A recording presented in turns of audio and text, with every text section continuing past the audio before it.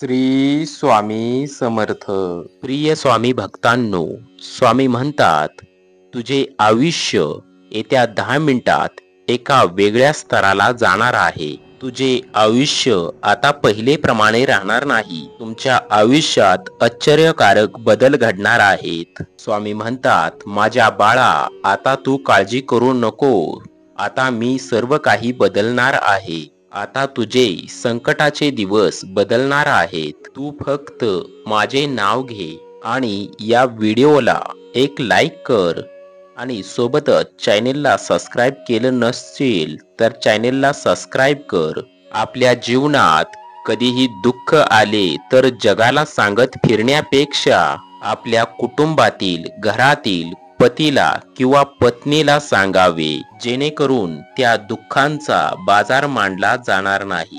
कारण ते आपल्या जीवनाचे साथीदार असतात आणि दोघेही एकमेकांच्या सुखदुःखात सहभागी असणे ही नात्यांची पायाभूत गरज असते. संकटामध्ये एकमेकांना भावनिक, मानसिक आणि व्यावहारिक आधार मिळतो. संवादामुळे विश्वास वाढतो आणि समस्या सोडवण्यासाठी एकत्र प्रयत्न करता येतात. तसंच एकमेकांपासून गोष्टी लपवणे नात्यात दुरावा निर्माण करू शकते. त्यामुळे प्रामाणिकपणे सर्व गोष्टी शेअर करणे महत्त्वाचे असते. संकटांचा सामना पती व पत्नी दोघांनी मिळून केल्यास नातं अधिक बळकट आणि दृढ होतं.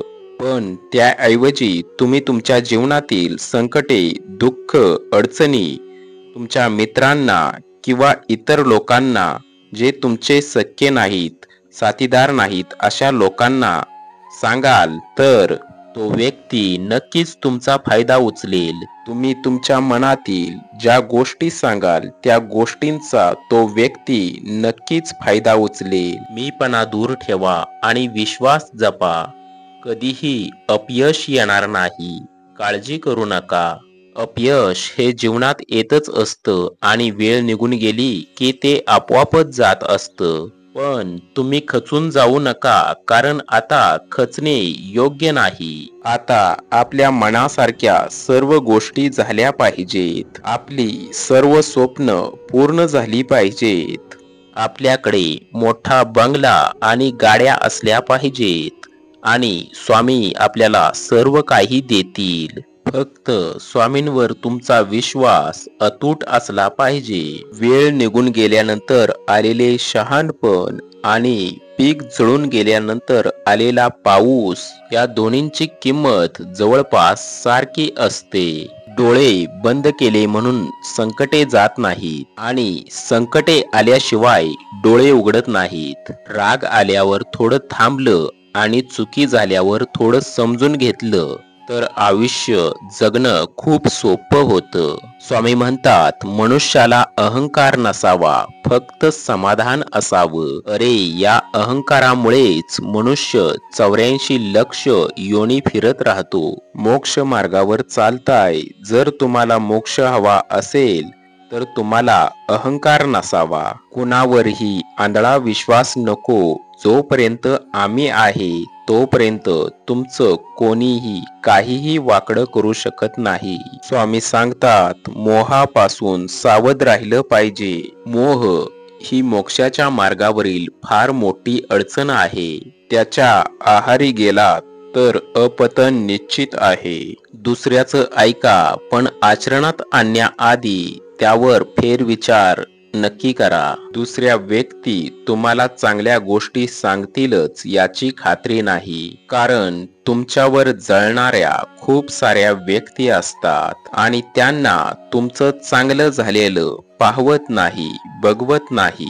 अशा व्यक्ती तुमच्या सुखी जीवनात विष घालू इच्छितात, ज्यामुळे तुमचं सुखी आयुष्य उद्ध्वस्त होऊ शकतं. अशा व्यक्तींचा सल्ला कधीही घेऊ नये आणि सत्कर्मी माणसांचा, चांगल्या व्यक्तीचा सल्ला घेणे कधीही योग्यच. स्वामी म्हणतात शिष्याने गुरुशी एकनिष्ठ असावं. कितीही संकटे आली तरी गुरुची कास कधी सोडू नये. संकटे ही पूर्वकर्मामुळे येतात. गुरुकृपेमुळे त्या संकटांना सामोरे जाण्याची शक्ती येते आणि त्या संकटातून लवकर सुटका होते. स्वामी म्हणतात, आपले कर्तव्य एकनिष्ठतेने आणि प्रामाणिकपणे पार पाडणे हे सुद्धा आपले कर्तव्य असते. दुसऱ्यांचं ऐका, पण आचरणात आणण्यापूर्वी तुम्ही विचार करा, आपल्याला होईल का, आपल्याला जमेल का. आपल्याला आयुष्यात दुःख देणारे कमी नाहीत. हे जितकं अशक्य वाटतं तितकंच सत्य आहे. तितकंच हे सुद्धा खरं आहे की आपल्या आईच्या मायेसारखी जगात कोणीही आपली माया करू शकत नाही. अहंकार, गर्व, पैसा या महत्वाच्या गोष्टींपासून दूर राहतो तोच खरा माणूस. पण नेहमी तो त्याच्याच मोहात पडून जातो. स्वामी म्हणतात, उपवास नेहमी अन्नाचाच का करावा. कधी कधी तो वाईट विचारांचाही करावा. कधी उपवास अहंकाराचा करावा. कधी उपवास मीपणाचा करावा. जेव्हा तुम्हाला तुमच्या आयुष्यात स्वामी माऊलींची गरज असेल त्यावेळी ते नक्कीच धावून येतील. तुमची खरीखुरी श्रद्धा एकनिष्ठ असेल तर पाषाणालाही देवत्व येतं. आयुष्यामध्ये तुम्ही किती आनंदी आहात हे महत्वाचं नाही, तुमच्यामुळे किती जण आनंदी आहेत हे महत्वाचं आहे. नको होऊ रे उदास, मी आहे तुझ्या आसपास. डोळे बंद करून तर बघ, मी आहे तुझा विश्वास.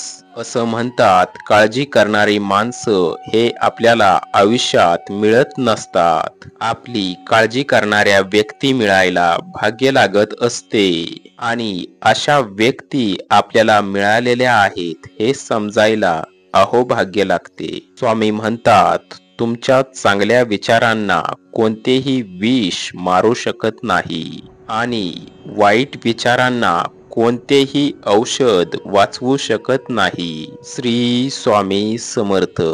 स्वामी म्हणतात, मी कणाकणात व्यापून आहे. मी सगळीकडेच आहे. मी पावन आहे.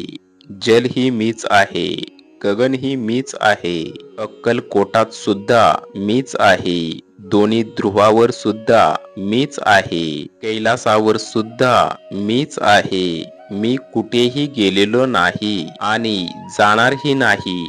मी सदैव तुझ्या पाठीशी आहे. किती दिवसांचे आयुष्य असते, आजचे आयुष्य हे उद्या नसते.